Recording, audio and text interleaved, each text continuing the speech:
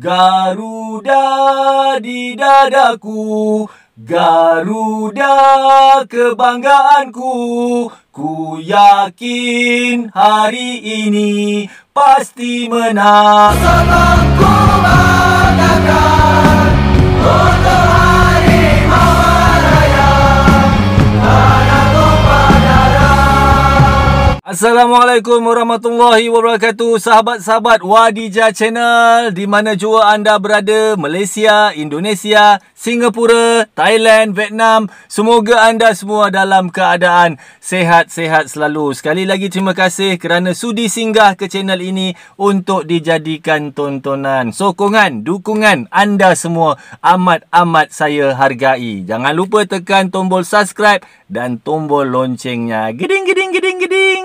Dan seperti biasa guys, Wadijah Channel ini bersiaran dari negeri Melaka, salah satu negeri yang ada di Malaysia ini. Hari ini kita berbagi sedikit ilmu pengetahuan. Mungkin sahabat-sahabat saya dari luar Malaysia, hari ini saya ceritakan sedikit, serba sedikit tentang Malaysia. Ini bendera kami guys.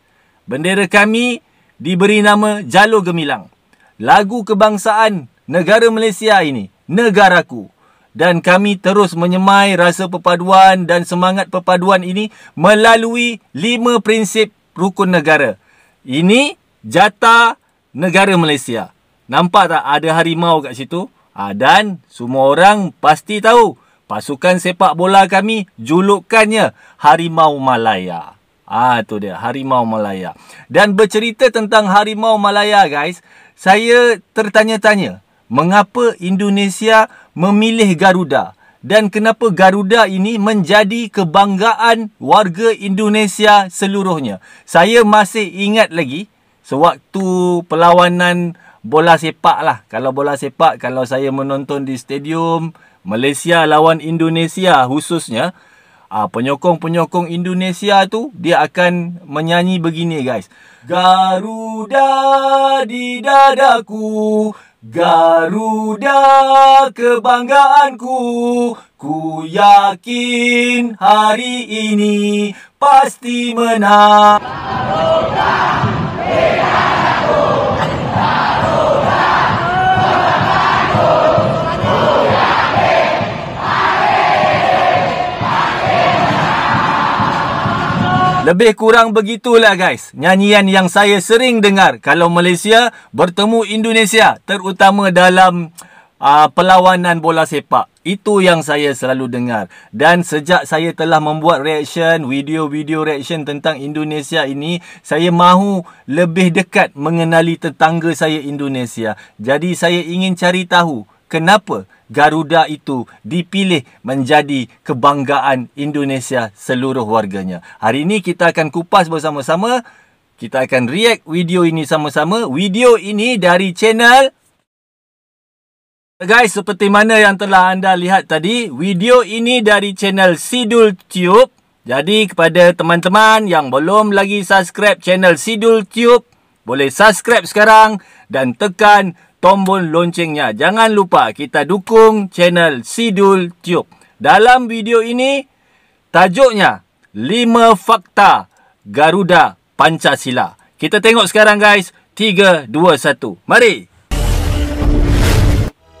Sidul Tube.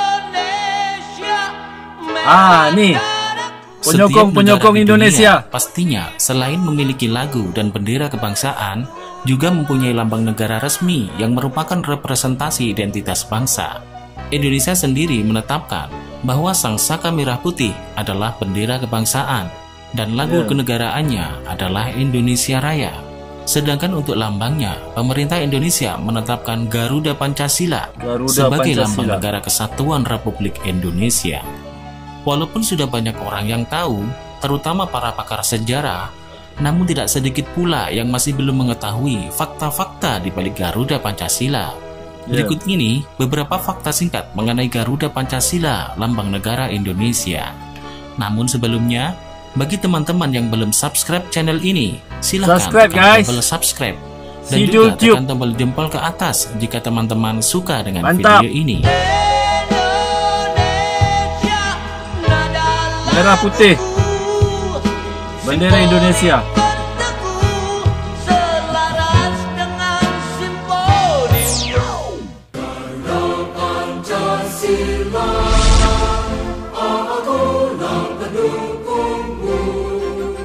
Mengapa Garuda dijadikan lambang negara Indonesia?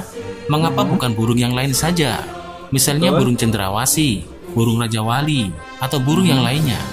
Sebelumnya, mari kita telisik terlebih dahulu cerita tentang burung Garuda ini yang erat kaitannya dengan kepercayaan nenek moyang Indonesia zaman kuno.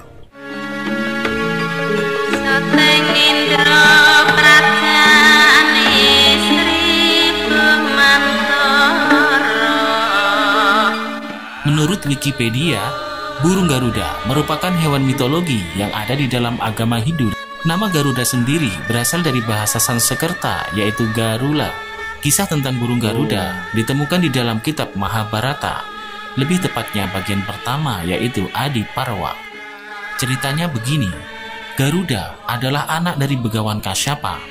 Begawan Kasyapa memiliki 14 istri, namun 2 dari 14 istrinya, yakni Kadru dan Winata, belum juga dikaruniai anak. Lalu Begawan Kasyapa memberikan 1000 telur pada Kadru dan 2 telur pada Winata. Telur milik Kadru menetas menjadi 1000 ekor ular sakti dan telur milik Winata belum menetas. Karena Winata merasa malu, ia kemudian memecah 1 telur tersebut. Dan apakah yang keluar dari telur tersebut? Ternyata yang keluar dari telur tersebut adalah seekor burung kecil yang belum sempurna bentuknya dan juga cacat tak berkaki. Kemudian burung ini diberi nama Anaruh. Dengan demikian, telur Winata tinggal 1 yang belum pecah. Suatu hari, Winata kalah bertaruh dengan Kadru. Karena kecurangan Kadru yang membuat Winata harus menjadi budak dan harus melayani Kadru serta merawat 1000 ekor ular milik Kadru. Singkat cerita, telur Winata satunya pun akhirnya menetas menjadi Garuda yang besar, gagah, bersinar, dan sakti.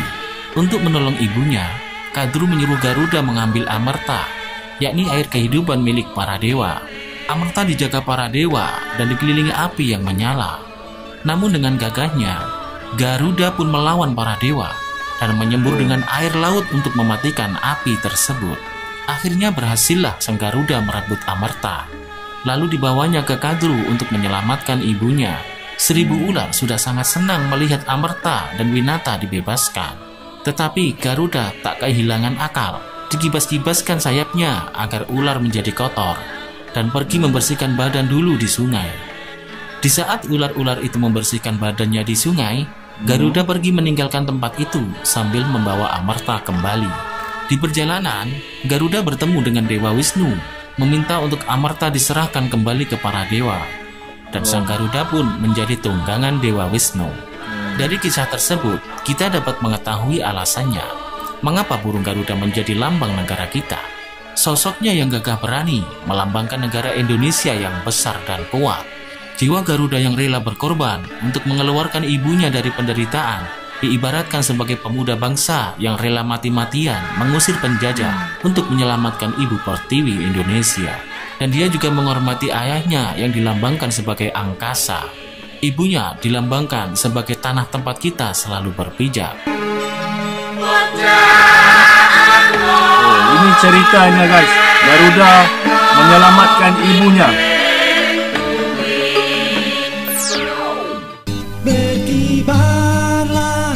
Perancang dan pencetus. Berkibarlah engkau di dadaku. Burung Garuda digunakan sebagai lambang NKRI setelah pemerintah Indonesia menyetujui gambar rancangan dari Sultan Hamid II dari Pontianak. Rancangan gambar burung Garuda yang berkalungkan perisai dengan beberapa gambar pada bagian tengahnya tersebut kemudian diperbarui dan ditetapkan sebagai lambang negara resmi oleh Presiden Soekarno melalui sidang Kabinet RI pada tanggal 11 Februari 1950. 1950 guys. Ini sejarah guys. Anak-anak Indonesia mesti mengingatkan sejarah ini. Mungkin di sekolah ada diajarkan. Melalui voting. Undian. Setelah merdeka, diadakan semacam sayembara untuk membuat lambang NKRI. Dari sayembara ini akan dipilih lambang yang terbaik. Pada tanggal 10 Januari 1950, dibentuklah Panitia Lencana Negara yang bertugas menyeleksi dan mempertimbangkan segala aspek dalam pemilihan lambang negara ini. Ada 2 rancangan lambang negara. yaitu karangan dari Sultan Hamid II dan M. Yamin. Setelah melalui serangkaian proses, akhirnya rancangan dari Sultan Hamid II yang terpilih, karena gambar dari M. Yamin menyertakan sinar-sinar matahari yang merupakan representasi dari Jepang.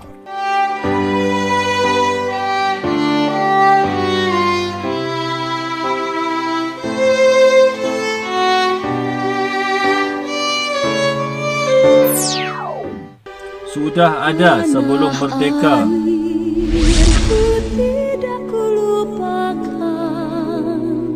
Jika mengatakan bahwa Sultan Hamid II adalah perancang bentuk dan desain Garuda Pancasila pertama, maka hal itu dapat direvisi terlebih dahulu. Karena jauh sebelum era kemerdekaan, ada kerajaan di tanah air yang memiliki lambang menyerupai Garuda Pancasila seperti sekarang ini, yaitu Kerajaan Samudra Pasai di Aceh.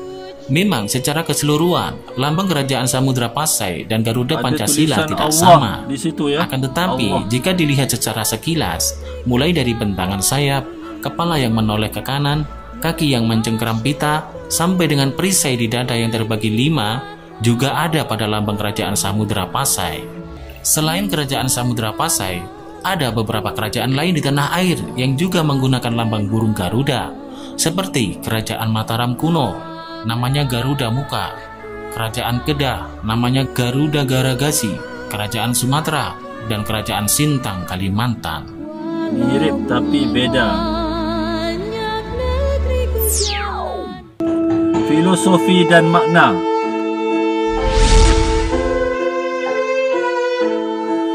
Secara umum, total jumlah bulu pada Garuda Pancasila melambangkan hari proklamasi kemerdekaan Indonesia, yaitu 17 helai di masing-masing sayap, 8 helai di ekor, 19 helai di bagian bawah perisai, dan 45 helai di leher. Pita berwarna putih bertuliskan Bhinneka Tunggal Ika melambangkan kesucian dan kerukunan. Paruh dan cakar melambangkan kekuatan bangsa. Warna emas melambangkan kejayaan atau keagungan. Perisai melambangkan pertahanan. Warna merah putih pada perisai melambangkan bendera kebangsaan, sedangkan hitam melambangkan titik pusat garis khatulistiwa.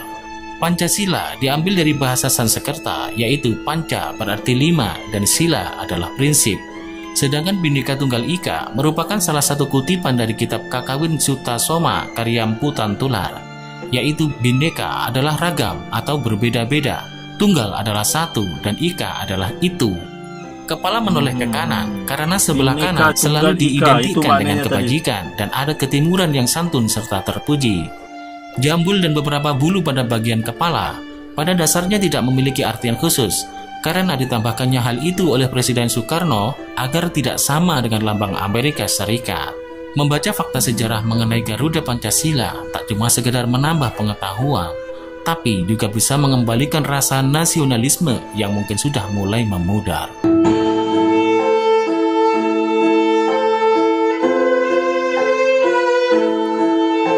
Tuh guys, video dari Sidul Tube 5 fakta Garuda Pancasila. Terima kasih juga pada Sidul Tube kerana saya mula mengetahui tentang ini, kerana awalnya saya tidak tahu. Dan 5 fakta Garuda Pancasila ini sebenarnya juga amat baik untuk pengetahuan anak-anak Indonesia ya. Ada sejarah-sejarahnya supaya kita lebih mengenali Garuda Pancasila itu. Kita jumpa lagi guys pada siri-siri yang akan datang. Sekali lagi jika ada kesalahan tata bahasa daripada saya mohon maaf. Dan semoga kita berjumpa lagi, InsyaAllah. Assalamualaikum. Wadijah Channel untuk anda.